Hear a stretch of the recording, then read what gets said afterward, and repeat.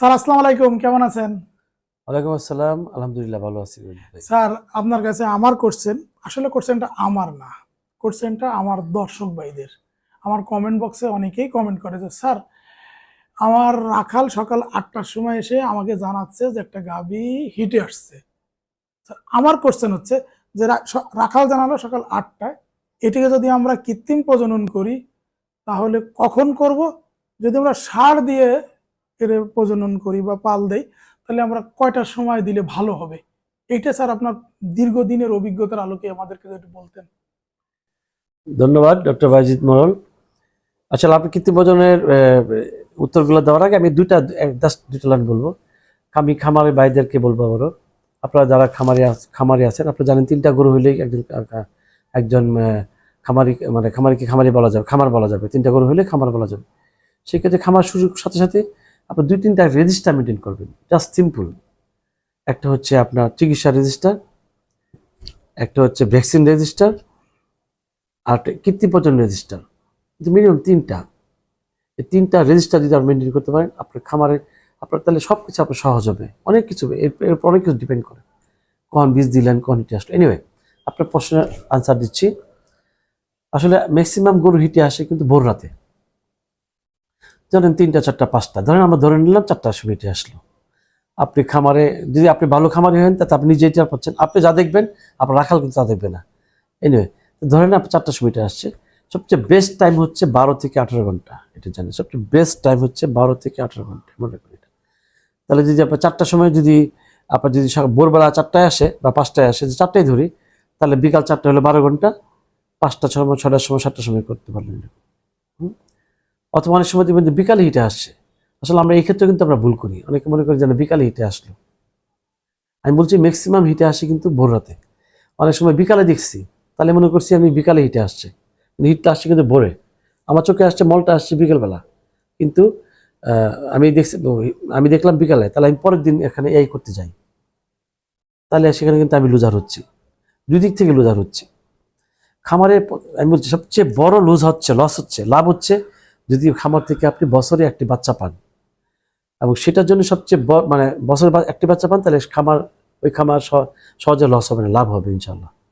এই যে পাওয়ার জন্য সেক্ষেত্রে কৃত্রিম প্রজননের দিকে এইদিকে বিশাল নজর রাখতে হবে। এখন কখন হিটে আসে, কোন বছর বয়স, মানে বাছুরের বয়স বা একটা হিফার যদি হয়, কত বছর বয়স হলে আপনি ইনসিমেশন করতে পারেন। আপনি জানেন আমি এই দেশে আমি পাইছি 9 মাসেও কনসেপ্ট করছে। আমার ডিআইজি স্যার, একজন স্যার ডিআইজি ছিলেন, উনি উনি ওনার খামারে পাইছে 2টা বাছুর। এটা ডিপেন্ড করে অবশ্য তার গ্রোথ এবং তার নিউট্রিশনের উপরে। আপনি সাধারণত আমাদের দেশে 15, 16, 17 মাস হলে, এবং যদি ভালো হেলথ হয় তাহলে সেক্ষেত্রে করবেন। সাধারণত একটা হিট মিস দিয়ে তারপর করবেন, তারপরে ইনসিমেশন করতে পারেন।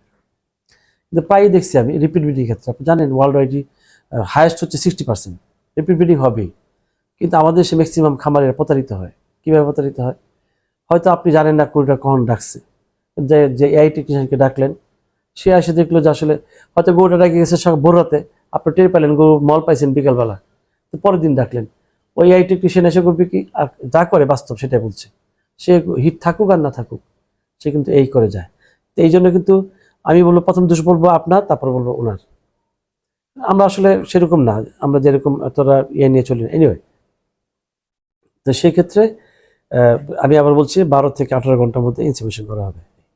কিন্তু রিপিট ব্রিডিং এর ক্ষেত্রে একটা গরু অনেক সার দেই, আমি আসতেছি, অনেক খামারি কমপ্লেন যে স্যার আমার গরুটা 1 বার 2 বার 3 বার 5 বার 8 বার বীজ দিছে স্যার, কনসিভ করে না।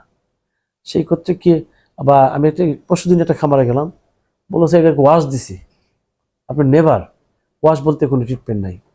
আপনি আগে দেখবেন তার মলটা কীরকম, তার রিপিটের ক্ষেত্রে তার মলটা কীরকম। মল যদি ক্লিয়ার থাকে, আমি আবার বলছি মলটা যদি ক্লিয়ার থাকে, তাহলে সেক্ষেত্রে ওয়াশে যাবেনই না। তাহলে বুঝতে হবে তার এখানে নিউট্রিশনাল নিউট্রিশনাল ইমব্যালেন্স আছে। অর্থাৎ তার সানলাইট বলেন, ভিটামিন এ বলেন, ডি বলেন, ডি তো সানলাইট থেকে আসে, বলেন অর্থাৎ মিনারেলস, কাঁচা ঘাস, এসব থেকে সাধারণত ম্যাক্সিমাম ক্ষেত্রে ওয়ার্মিং যে কৃমি থাকে, এবং অর্থাৎ অর্থাৎ ইমব্যালেন্স মানে নিউট্রিশনাল ডেফিসিয়েন্সি থাকে, সেটা একটা কারণ। এছাড়া হরমোনাল ট্রিটমেন্ট হচ্ছে লাস্টে। আপনার সবগুলো যখন ঠিক থাকবে, আপনার টাইমিং আর নিউট্রিশন এভরিথিং, মানে এই সবগুলো চেক করবে, দেন আপনি হরমোনাল ট্রিটমেন্ট দিবেন। কিন্তু আদারওয়াইজ মল ভালো থাকলে আপনার আননেসারি কোনো এআই টেকনিশিয়ানকে দিয়ে আপনি আহ, আপনি ইয়ে দিবেন না, কি বলে, কোনো ওয়াশ দিবেন না। সাধারণত দেখা যায় ওভারিগুলো আমাদের, আমি চ্যালেঞ্জ, আমি একরকম বলতে পারি, আমাদের যদি সারা বাংলাদেশে যত কোম্পানি বলেন, দেশ মানে ওরা বেসরকারি লোকজন তো আমি বলবো দায়িত্ব নিয়ে বলছি, ওরা অবারই কত কত পার্সেন্ট লোক চিনে, 5% লোক চিনে কিনা যায় না। অবারি থেকে যদি অভাবই না আসে, অভাব যদি অ্যাট্রোফাইড থাকে, তা আপনার অভাব যদি না আসে, তাহলে আপনার শুক্রাণু যায় কোথায়, ডিমান্ড যদি না পায়, তাহলে কোথায় গিয়ে যাই উৎপন্ন করবে। সেই ক্ষেত্রে সাধারণত এই নিউট্রিশনাল ইমব্যালেন্সের কারণে, এই মিনারেলসের কারণে, কাঁচা কারণে এই কিন্তু এই কনসেপ্ট করে না। তো সেক্ষেত্রে আমি যদি আমার সমস্যা হচ্ছে ডেফিসিয়েন্সি, আমি ট্রিটমেন্ট দিলাম ওয়াশ, তাহলে ওয়াশ তো কোনো ট্রিটমেন্ট না। ওয়াশ তখনই যাব যদি আপনার যদি পায়োমেট্রা থাকে, এন্ডোমেট্রাইটিস থাকে, ম্যাট্রাইটিস থাকে, সেই ক্ষেত্রে আমরা সেখানে ওয়াশ দিব। এই জন্য সবসময় আমি বলছি ভাই, আপনারা ডাক্তারের সাথে কথা বলবেন, আপনি উপজেলা ডাক্তারের কাছে যান বা ডাক্তার কল করে নিয়ে আসেন আমার এই সমস্যা, তাহলে কিন্তু আপনি বেনিফিটেড হবেন। আপনারা কি করেন, 2 টাকা দিয়ে ডাক্তার নিয়ে আসেন কেন ভাই, একজন একজন অভিজ্ঞ ভেটেরিনারি নিয়ে আসেন, দেখবেন আপনি লুজার হচ্ছেন না। আপনার দেখা যায় 2 টাকা জায়গায় যদি 1000 টাকা খরচ করেন, আপনি একটা বাছর পাচ্ছেন টাইমলি। সুতরাং এখান থেকে আপনার লুজার হওয়ার কোনো সম্ভাবনা নাই, এটা করবেন না কখনই।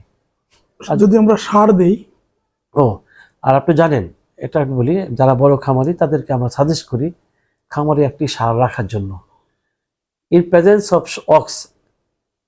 খামারের ভিতরে খামারের ভিতরে যদি কোনো একটা তাগড়া খামারে সার যদি রাখতে হবে। একটি সার থাকে, সারের কাজ কিন্তু এই করে না, কিন্তু মানে ইনসেমিনেশন করে না। যদি সার থাকে তাহলে কিন্তু গরুর কনসেপশন রেটটা কিন্তু আলটিমেটলি বেশি হবে। জাস্ট একটা সিম্পল উদাহরণ দিয়ে বোঝা যাচ্ছি, আপনার সামনে যদি টক দেয় সে, প্রত্যেকের কিন্তু স্যালিভেশন হবে। টক আচার খাওয়ার আগে কিন্তু আমাদের স্যালিভেশনটা হবে। ঠিক গরুর খামারে যদি কোনো খামারে যদি একটা কর্নারে যদি কোনো সার থাকে, তাহলে গরুর কিন্তু তারও কিন্তু এরকম তার হবে, মানে চাচ্ছেন একটা তাগড়া সার আর কি, তার সার থাকে, তারও কিন্তু সেই ওভুলেশন হবে, অর্থাৎ ডিম্বকরণ হবে। ডিম্বকরণ হলেই রাইট টাইমে শুক্রাণু পাইলো, দেন গরু কনসিভ করবে। আচ্ছা, সার একই সঙ্গে হয়তো বারবার আপনি সব কিছু এভরিথিং ওকে আছে, ধরেন আপনার কোনো ডিজিজ নাই, আপনি সানলাইট দিচ্ছেন, কাঁচা গাছ দিচ্ছেন, আপনি কি বলে হরমোনাল ট্রিটমেন্ট দিচ্ছেন, কিন্তু আপনার কনসিভ করতে চায়, ইন দ্যাট কেস তখন আমরা কিন্তু বলি একটা স্যাটিসফ্যাকশনের বিষয় আছে। তখন আমরা বলি ভাই তুমি সার দিয়ে ইনসেমিনেশন করো, এবং এটা বারবার প্রুফ হয়েছে। আমি দায়িত্ব নিয়ে বলছি, যার খামারে সার আছে তারা তারা সার দিয়ে যখন মানে জাম্প করে, তারা নেভার, তারা কখনো ফিল করে না, খুব কম, সেই সংখ্যাটা খুবই কম। কারণ এআই যখন ইনসেমিনেশন, আপনারা জানেন যে একটি সার থেকে সারের যে পরে একবার জাম্প করার পরে কমপক্ষে 350 গরুর সিমেন্ট স্টিক তৈরি করা হয়। হয়রাস একটা সার যখন জাম্প করবে তার ভলিউমটা বেশি, সহজেই সে কনসেপ্ট করে ফেলে। তো এটা সার দিয়ে করাতে পারেন, আর ইন প্রেজেন্স অফ ওয়াক্স, এটা ইনে খামার, এটা দিয়েও আপনার গরু কনসেপশন রেট বেড়ে। যেমন আপনি কৃত্রিম প্রজননের ক্ষেত্রে বললেন 12 থেকে 18 ঘন্টা, রাইট। যদি সার দেই তাহলে ওটা কয় ঘন্টা? সেটাও তাই, সেটাও একই সময়, ডেফিনেটলি ওটা একই সময় হবে। হ্যাঁ, কিন্তু নট একটি সার দিয়ে বারবার আপনি একই খামারে করতেছেন, ওই সারের বাচ্চা হইলে ওই বাচ্চাকে আবার ওই সার দিয়ে করেন, তাহলে কিন্তু ভাই লুজার হবে, ইনব্রিডিং হবে, তাহলে নিজেদের মধ্যে হবে সেগুলো। ওই জন্য সার বেশি দিন না, হয়তো 1 বছর, একটা টার্ম বা 2টা টার্ম রাখতে পারবেন, 1 বছর রাখতে পারবেন, তাহলে হবে। স্যার আপনাকে অনেক ধন্যবাদ। আমাদের নতুন ভিউয়ার্স হিসেবে যারা দেখছেন তাদেরকে বলবো যে ভাই আমার চ্যানেলটাকে সাবস্ক্রাইব করুন। আমরা ডাক্তার মেহেদী হাসান স্যারকে নিয়ে কিন্তু তার বাস্তব অভিজ্ঞতার আলোকে সুন্দর সুন্দর প্রতিবেদন বানাবো, সুন্দর সুন্দর টিপস দিব, এবং আপনারা কি দেখতে চান, কি বিষয়ে জানতে চান, আপনারা কমেন্ট করুন। আমরা আপনাদের কমেন্টগুলো এনেই কিন্তু স্যারের সাথে আলোচনা করব, এবং ওই বিষয় নিয়ে স্যারের মতামত নিয়ে আপনাদেরকে একটু পরামর্শ দেওয়ার চেষ্টা করব। সবাই ভালো থাকুন, সুস্থ থাকুন, আল্লাহ হাফেজ।